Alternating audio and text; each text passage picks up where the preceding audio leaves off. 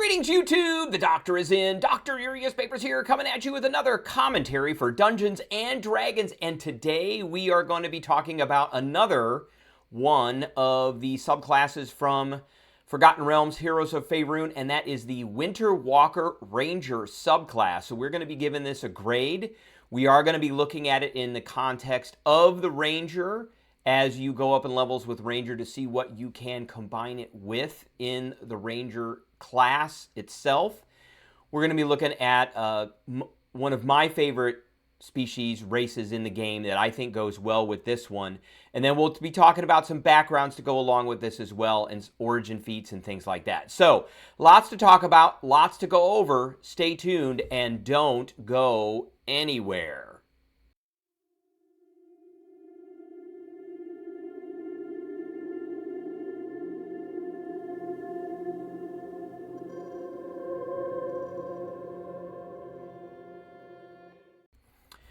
All right, before we begin, don't forget to hit that subscribe button if you like this video. Hit the like button. If you have any questions or comments, please leave a question or a comment. Don't forget to hit that notification bell, and don't forget to share this video. All right, here it is, the Winter Walker subclass for the Ranger. You don't get this till level 3, so what I want to start out with, like we always do, is we're going to start out with the Ranger.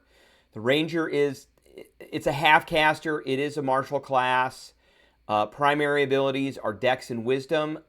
I like both of those. We're going to stick with that. You get a D10 per hit die, which is great. Saving throw proficiencies to Strength and Dexterity. Okay, that's great. And you get 3 skills. So that's a little bit different than some of the other classes where you only get 2, but this is 3. This isn't really a Ranger review. We're trying to get to the thing, but I want to get to what you get before you get to that level 3. So you're going to get some spells. You're going to get 2 favored enemies. You are going to get weapon masteries. So let's take a look at some of that. You get your spell casting. Ranger is a half caster. There are a lot of spells that are basically going to buff yourself. Maybe a little of buff or support for the party. You're going to get your favored enemy. You always have the Hunter's Mark prepared. You can cast it twice without expending a spell slot, and you regain all expended uses after a long rest.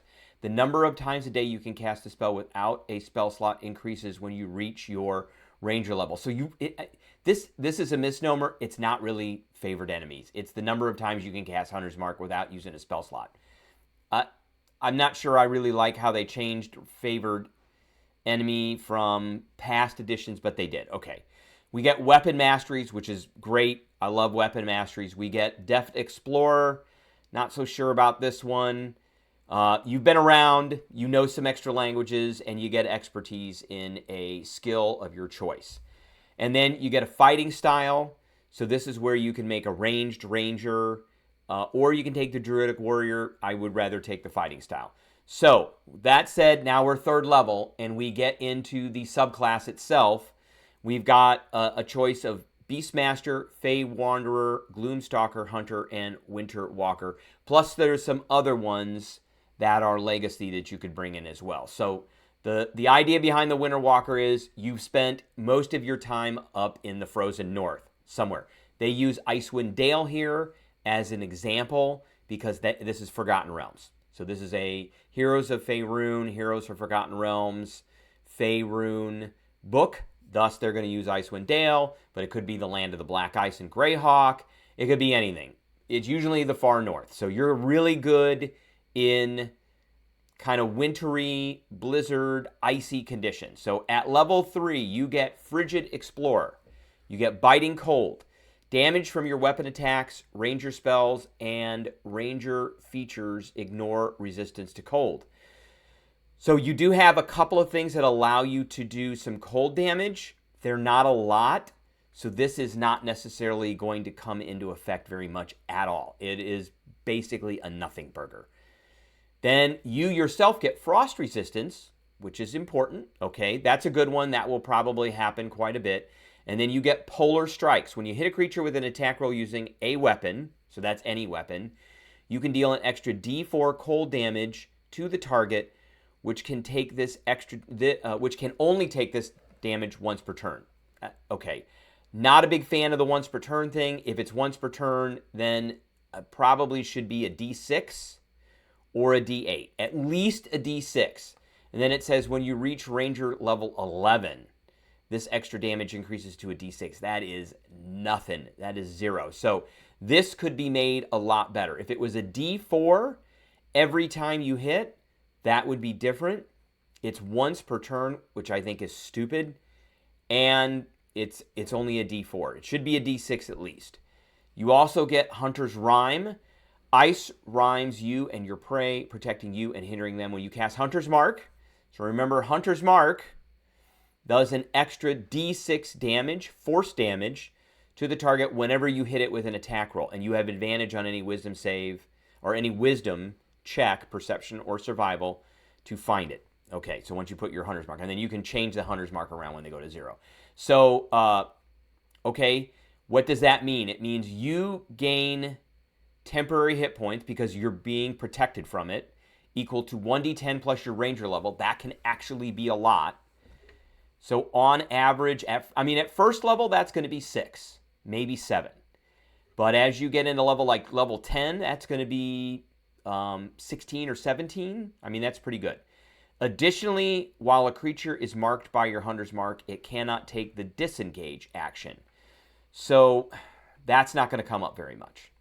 Disengage for enemies rarely happens unless they have a disengage that's free or they have it as a bonus action. And again, that's not going to happen very much either. So, okay, great. They can't take the disengage. I would have liked to have seen maybe a -5 or -10 feet to their movement speed. That would have been pretty good. Maybe take away a bonus action, although that's probably not going to come in. But, something that if you're going to hinder them, and that means take away movement. So not fantastic. We get some spells here. At 3rd level, we get Ice Knife. So there's the other thing that's going to do ice damage. And so we've got it prepared. We can use it. Now, why are we going to use this with our action versus using a weapon attack? I don't know, especially later on. That one I don't get. But at Ranger level 5, we get Hold Person. Okay, that one I will use. That one definitely I will use. At level 9, you get Remove Curse. I guess because they couldn't come up with an ice version or a paralysis thing at 3rd level. We'll have to look at some of the 3rd level spells. At 13th level, you get Ice Storm. Okay, maybe I can see that. And at 17th level, you get Cone of Cold. I'm going to do more damage with weapon attacks at level 17 than a Cone of Cold. Okay, so those are the things that we get at 3rd level. So far, I am going to give this a C+. I've already kind of gone through some of the things I would like to see change. The resistance to cold is pretty good. The biting cold, not going to be...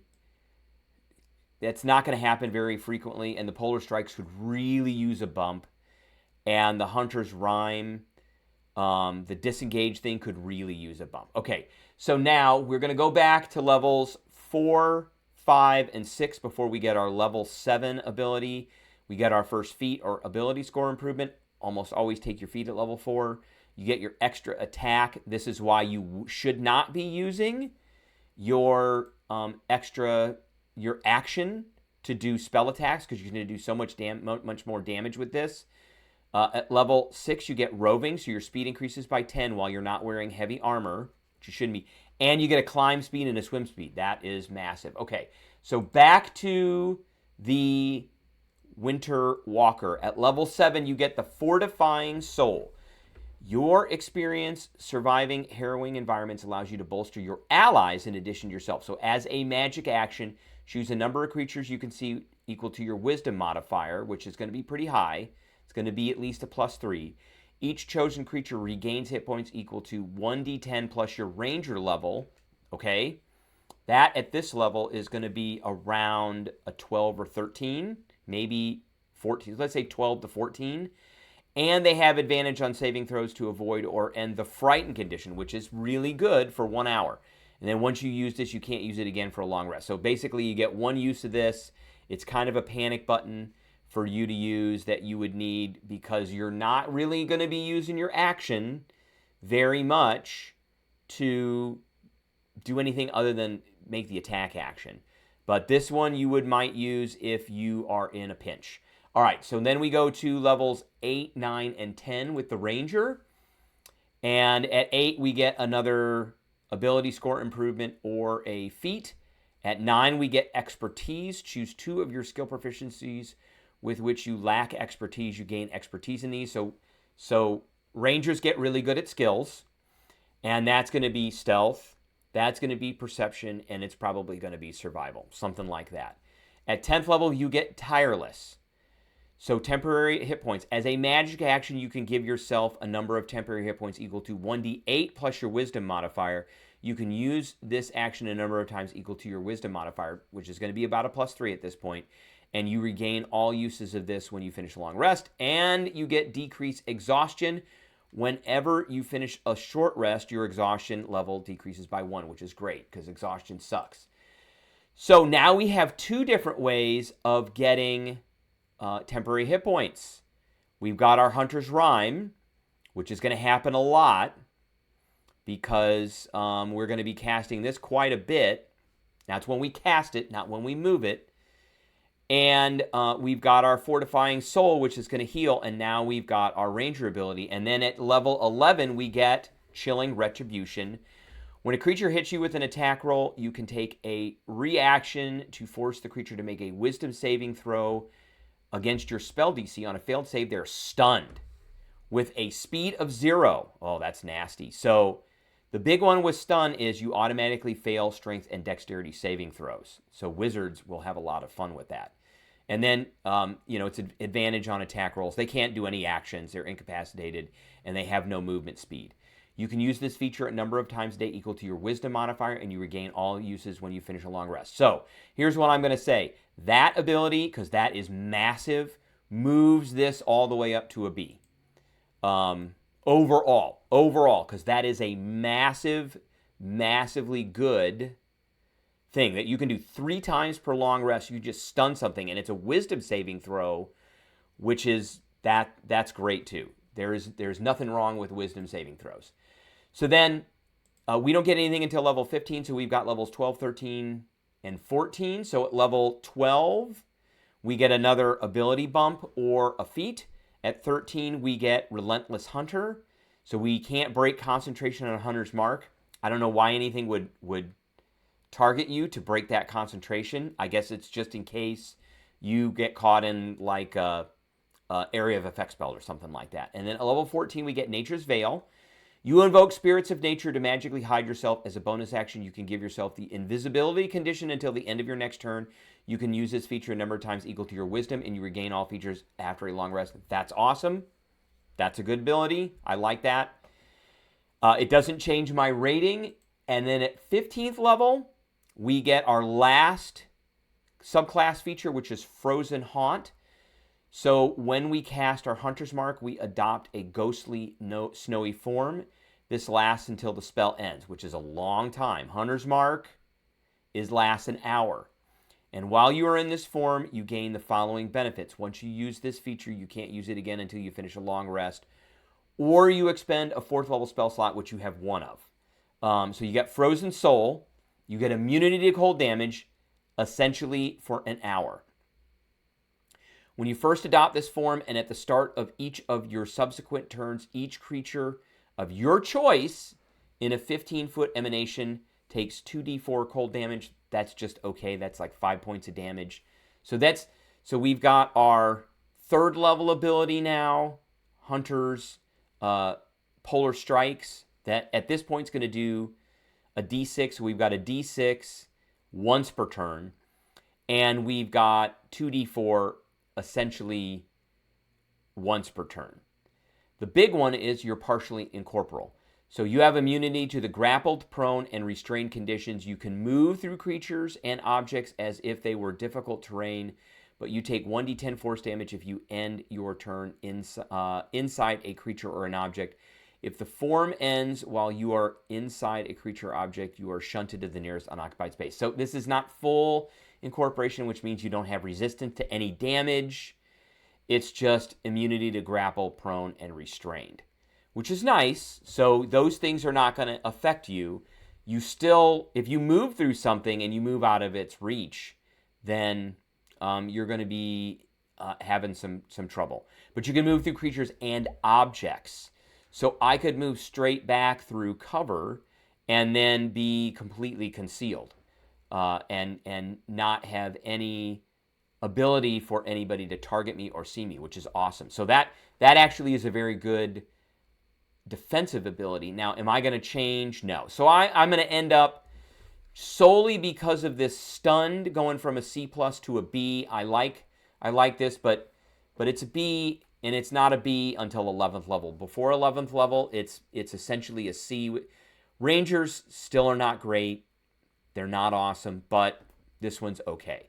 This one makes it pretty good. All right, now let's talk about spells that you can use. I've got a list of Ranger spells. Really, what you should be concentrating on are first level, kind of second level spells. Let's get rid of the arrow here. We don't need that over there anymore. So the big spells that I like on first level, Absorb Elements is a good one, and you're resistant to cold, so that's okay. Cure Wounds might be okay. If you prepared Detect Magic, you can cast it as a ritual, but you have to have it prepared. Ensnaring Strike is great. That's a good one. You can restrain something until the spell ends. That's pretty good. Entangle is always an awesome spell. Fog Cloud is a good spell. Goodberry, you can roll good berries, although you're not getting as many spell slots as a druid, so that one's not as easy. Hail of Thorns is okay. You get Hunter's Mark automatically. Jump is amazing now. You get Long Strider, another amazing spell. Those are spells I would definitely take. Snare's okay. Zephyr Strike is okay. And then into the second level spells, we've got Aid is okay. Air Bubble sucks. Barkskin is terrible. Cordon of Arrows is okay. Dark Vision is pretty good if you don't already have it. Enhanced Ability might be good for the Ranger itself. Healing Spirit's pretty good. Pass Without a Trace is amazing, of course. Silence is amazing. Summon Beast might be fun, but you got to concentrate. You got to watch out for some of these concentrate spells, just because you're going to be concentrating on Hunter's Mark quite a bit. I like the Goliath, of course, as a race to go along with the Winter Walker, and I like either Hill Giant's Tumble to knock things prone, or I like Frost Giant's Chill. So when you hit a target with an attack roll and deal damage to it, you can deal 1d6 cold damage and reduce their speed. So that goes with the flavor of them, and you can use that a number of times equal to your proficiency bonus. You can get a large form and a powerful build. That's pretty good too. So those are all good things. I like the Guard as a background. You get Alert, and I actually like this origin feat, Alert. So you get to, when you roll initiative, you add your proficiency bonus. You're going to have a high dex anyway, probably as a ranger, if you're going to be doing ranged, and I like the ranged ranger option. And so you're going to get a pretty high initiative. It's important for this character to go first, and you can give your initiative away. That's another important thing. Plus, you get Athletics and Perception. So Perception's on the list for Ranger, so you don't need to take that. So for Ranger, if we go all the way back up here to the base kit for the Ranger, as a Guard you could take Perception, and then as the Ranger you could take Stealth and Survival, and maybe something like Insight or Athletics, depending on what your strength or your wisdom is. You're going to be a wisdom-based character. If your dex wisdom, then Stealth, Survival, and Insight are probably the ways to go, and then you have Perception. So that's a good one. Let's talk a little bit about... So as far as weapons go, of course, the longbow is awesome. It's ammunition, but it doesn't require loading. It's heavy. That's a big one, because there's a couple feats that go along with that. It's two-handed, and it has slow. So definitely take that one. If you are playing with guns, I like guns, but you're going to need some feats to get around the loading part, but it also is slow. And again, if you're taking some of the Frost Giant stuff with the Goliath, it makes it even better. You can really slow something down quite a bit. The heavy crossbow is always an option, but you will need to have crossbow expert to get around the loading. But you're pushing, and force movement is always awesome. So those are just a couple of examples and some things I like about the Ranger, especially with this Winter Walker Ranger being able to stun. So stunning and pushing and knocking things prone and slowing them down is all awesome. I think that's great. And then getting rid of the disengage is okay. That's not fantastic. But all in all, I think before 11th level, I'm giving this a C+, and then at 11th level and above, I'm giving this a B. All right, that is a video that I have for everybody. I appreciate everybody tuning in, and I will catch everybody